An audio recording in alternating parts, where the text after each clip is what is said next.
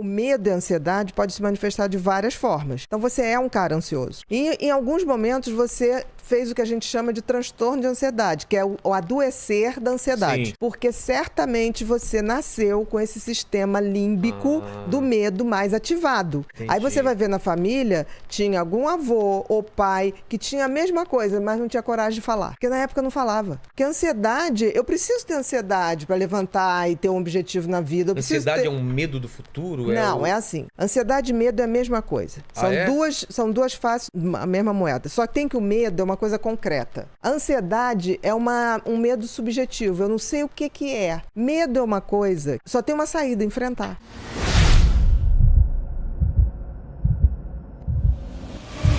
É que, pô, tá parecendo uma consulta agora. Não, mas quando eu era criança, eu era teu. muito infeliz, porque era muito tímido, eu não conseguia falar com ninguém. Isso me incomodava de um jeito. Eu era afim de uma garota, eu não conseguia nem pensar na possibilidade. De falar. E teve não conseguia apresentar o trabalho na frente, eu não conseguia fazer Então nada. você tinha fobia social. Fobia social. Isso mesmo. E eu, conscientemente, eu falei, eu vou mudar isso e vou. E foi um dia que eu decidi isso, tá me fazendo muito mal. E aí eu falei... Quem vai apresentar o trabalho? E eu morrendo de medo, eu falei, vou apresentar o trabalho. Quem vai chegar naquela garota? Eu vou chegar. Cara, e eu não sei, eu me joguei.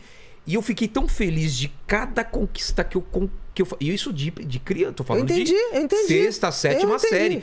Eu era incapaz de pedir pra jogar, eu ficava atrás do gol, buscando as bolas durante 1, 2, 3 horas. Louco pra entrar. Louco pra entrar, alguém falou, você quer entrar? Eu falo, quero. Eu era incapaz de falar, ô, posso entrar? Eu não conseguia pedir pra jogar então futebol. você não conseguia levantar o dedo pra tirar a dúvida da escola. Nada. Né? Porque a fobia social é isso. Você era tem pavor de ser centro, né? Pavor de uma menina olhar pra mim e eu era afim dela e eu falava, meu, o que eu vou falar? Entendi. E eu Isso é lembro, fobia social mesmo. E eu lembro, eu falei, eu não quero assim. E eu tinha um lance também religioso, e eu rezava muito pra Deus. Me e ao ajuda, mesmo tempo, né? ajuda.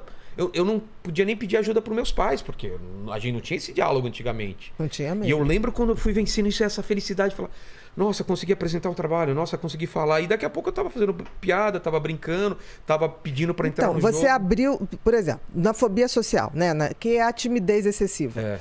Você tem o circuito do medo extremamente ativado. De ser rejeitado. Não, de ser rejeitado, de não ser aceito, das pessoas acharem que você é ridículo, sempre de achar que você vai falar não vai agradar. Então, é um circuito de medo muito grande que o cérebro tem. O teu era hiperativado.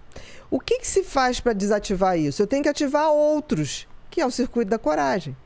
Medo é uma coisa que ele só tem uma saída, enfrentar. Porque o medo, se você for para trás, chega uma hora que tem uma parede. Não tem mais pra E onde ele ir. vai te sufocar. Agora, é interessante como o teu cérebro tinha uma questão de enfrentar os problemas. Não é comum isso. Mas eu tenho medos até hoje que eu nunca enfrentei. Cobra, por exemplo, eu nunca enfrentei esse medo de cobra. Mas vem cá, você tem cobra no teu dia a dia? Não Isso é uma não fobia. Fui obrigado, não fui Porque olha obrigado. só, olha que interessante. O medo e a ansiedade pode se manifestar de várias formas. Então você é um cara ansioso. Você tem uma personalidade ansiosa. Muito. E em alguns momentos você fez o que a gente chama de transtorno de ansiedade, que é o adoecer da ansiedade. Sim. Porque a ansiedade é uma coisa que todo mundo tem. Ela é ruim quando... menor ou maior escala. Todo mundo tem. Porque a ansiedade, eu preciso ter ansiedade para levantar e ter um objetivo na vida. Ansiedade é um medo do futuro? Não, é assim. Ansiedade e medo é a mesma coisa. São duas faces de uma mesma moeda. Só que tem que o medo é uma coisa concreta. Por exemplo, se entra um ladrão aqui, a gente vai ter medo de uma coisa ali, tá? Que a gente sabe o que é. A ansiedade é um medo subjetivo. Eu não sei o que é. Aquilo não vai me matar. Por exemplo, falar na frente de uma plateia não ia te matar. Ninguém estava ali com a metralhadora. Mas o teu cérebro interpretava como uma questão de vida ou morte. Por quê? Porque certamente você nasceu com esse sistema límbico do medo mais ativado. Entendi. Aí você vai ver na família, tinha algum avô ou pai que tinha a mesma coisa, mas não tinha coragem de falar. Entendi. Porque na época não falava. Aí o que fazia? Era o cara que ia trabalhar num lugar que ele não precisasse lidar com o público. Era o cara que ia trabalhar numa fábrica onde ele ficava fazendo uma função de botar um parafuso ali, sem falar com ninguém. É que meus pais eram professores. Os dois eram de falar público, sabiam falar bem. Assim, Mas você pode ver que tinha um avô, uma avó. Ah, tá. Entendi. Porque a genética não é pai e mãe. Genética é um jogo de probabilidade. Você pode pegar a genética de um bisavô. Entendeu? Que a gente sempre acha que é pai e mãe. Mas pai e mãe também já herdou genética de avô e avó. Que herdou do bisavô e do bisavó. Então, assim, quando você tem ansiedade, é normal ter ansiedade. O problema é adoecer da ansiedade. A fobia social é um adoecimento da ansiedade, que é isso que impede. E você está falando uma coisa tão interessante. Primeiro, interessante é você ter percebido isso e você partiu para enfrentar. Que me fazia muito mal. Mas é sensacional. Era... O tratamento de fobia social é fazer isso. O que a gente propõe para o fóbico social? Olha só, a gente vai te preparar para você enfrentar. Então, tem uns que não conseguem enfrentar. Você primeiro tem que medicar para ele enfrentar, para depois você ir tirando o remédio e falar, tá vendo como dá? Tanto que tem gente que tem tanto pavor que a gente usa o quê? Realidade virtual. Olha só. Esses óculos de jogos, a gente hoje usa pra gente que tem medo de falar em público. Que é uma coisa controlada. Tá ali, a gente tá ali, você vai desensibilizando. O que você fez? Eu quero. Você foi desensibilizando teu cérebro. Você fez certo. Agora, espantoso é você ter sacado isso sem ter sido ensinado. Você não é burro, você é inteligente.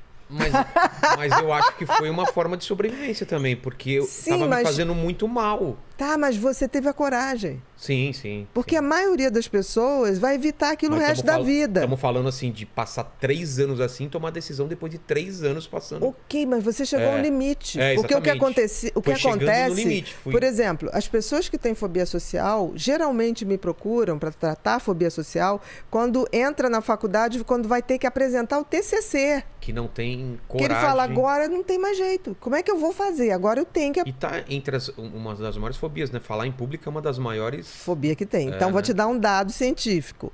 Os ingleses têm mais medo de falar em público do que de morrer. O quê? Exatamente. A fobia social e o índice de fobia social na Inglaterra é altíssimo.